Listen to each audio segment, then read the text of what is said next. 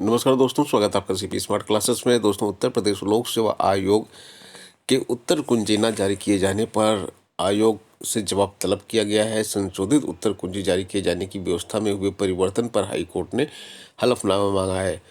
और उत्तर प्रदेश लोक सेवा आयोग ने पीसीएस 2019 और पीसीएस 2020 की संशोधित उत्तर कुंजी अभी तक जारी नहीं की है, जबकि आयोग ने 29 अगस्त 2014 को ही बैठक में प्रस्ताव में पारित किया था कि प्रारंभिक परीक्षा का परिणाम जारी होने से पहले अभ्यर्थियों से उत्तर कुंजी पर आपत्ति लेकर विशेषज्ञों से उनका निस्तारण कराया जाएगा और प्रारंभिक परीक्षा के परिणाम के साथ ही संशोधित उत्तर कुंजी जारी कर दी जाएगी। इसी मुद्दे पर प्रतियोगी छात्रा रश्मि मिश्रा ने इलाहाबाद हाईकोर्ट में याचिका दाखिल की है। याचिका पर सुनवाई के दौरान आयोग के अधिवक्ता ने कोर्ट को बताया कि 24 अगस्त 2014 को आयोग की बैठक में हुए निर्णय को एक नए प्रस्ताव से सुपरसीड कर दिया गया है। नए प्रस्ताव के तहत प्रारंभिक परीक्षा की संशोधित उत्तर कुंजी मुख्य परीक्षा का परिणाम घोषित होने के बाद जारी की जाएगी। अधिवक्ता अनुज कुमार मिश्रा ने याचिका का पक्ष रखते हुए न्यायालय को बताया कि आयोग ने पीछे 2019 और 2020 का अंतिम परिणाम घोषित किए जाने के बावजूद उत्तर कुंजी अब तक जारी नहीं की है।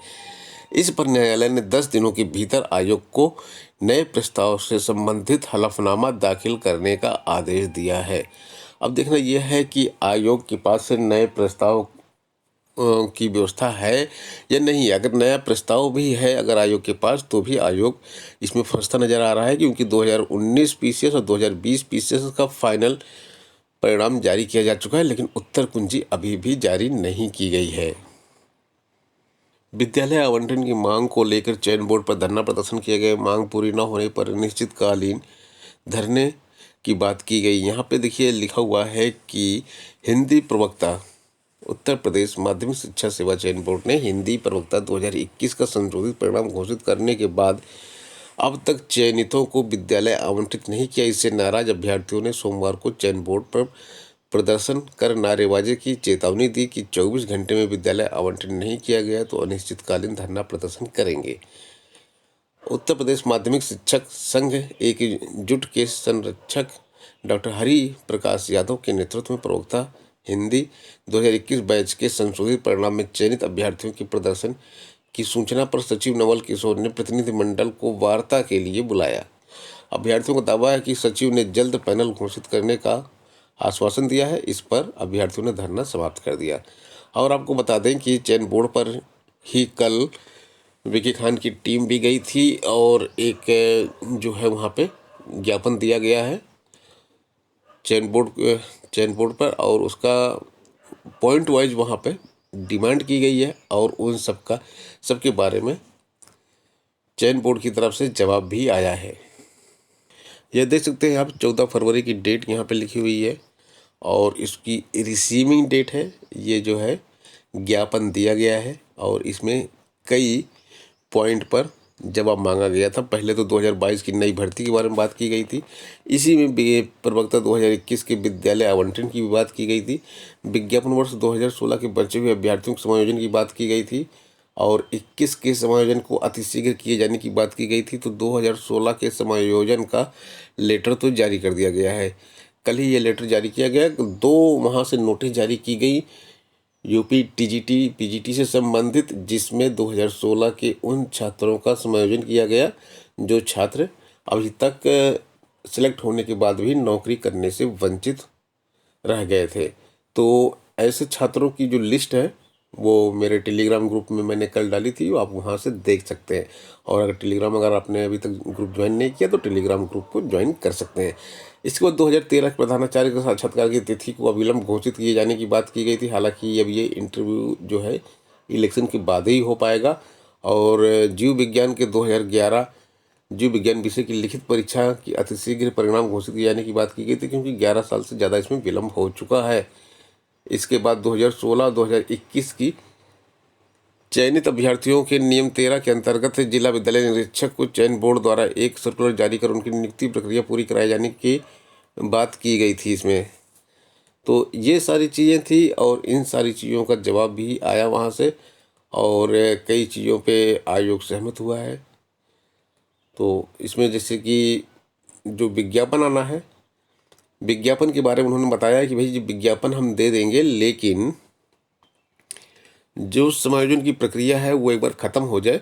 2016 के छात्रों को समायोजित करने के लिए लिस्ट जारी कर दी गई है। अब 2021 के छात्रों की लिस्ट जारी की जाएगी, उसके बाद विज्ञापन जारी किया जाएगा। क्योंकि समायोजन के बाद जो जो भी हमारे पास पद आए हैं, जिनका अधियाचन आया हुआ है, तो उन अधियाचन के अगेंस्ट में जो खाली पद हैं उन पदों पर पहले 2016 के छात्रों और 2021 के उन छात्रों का हक बनता है जो चयनित हुए हैं। उसके बाद नया विज्ञापन जारी किया जाएगा। तो समझ लीजिए आधा काम हो चुका है। 2016 का अधियाचन में से 2016 के जो पद हैं उन पर छात्रों को भेज दिया गया है लेटर निकाल के, और 2021 के छात्रों को भेजा जाना है।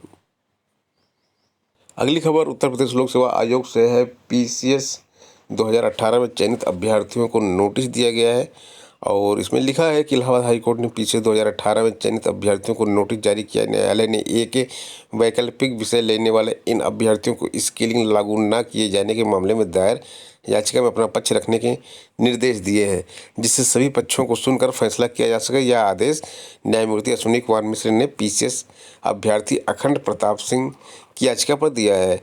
याचिका में पीसीएस 2018 के मुख्य परीक्षा के परिणाम व अंतिम चयन सूची को चुनौती दी गई है। दोनों परिणाम रद्द करने की मांग की गई है, और कहा गया है कि लोक सेवा आयोग ने पीसीएस 2018 की मुख्य परीक्षा में वैकल्पिक विषय में बिना स्केलिंग लागू किए परीक्षा में मिले अंकों के आधार पर ही परिणाम जारी कर दिया। जबकि 6 जुलाई 2018 को जारी विज्ञापन के क्लॉज 15 के सब क्लास 13 में स्पष्ट रूप से कहा गया है कि वैकल्पिक विषय में स्केलिंग लागू की जाएगी, मगर लोक सेवा आयोग ने मनमाने तरीके से अपने ही विज्ञापन में दी गई शर्त का उल्लंघन किया है, जिससे परीक्षा परिणाम पूरी तरह से सही घोषित नहीं किया गया है।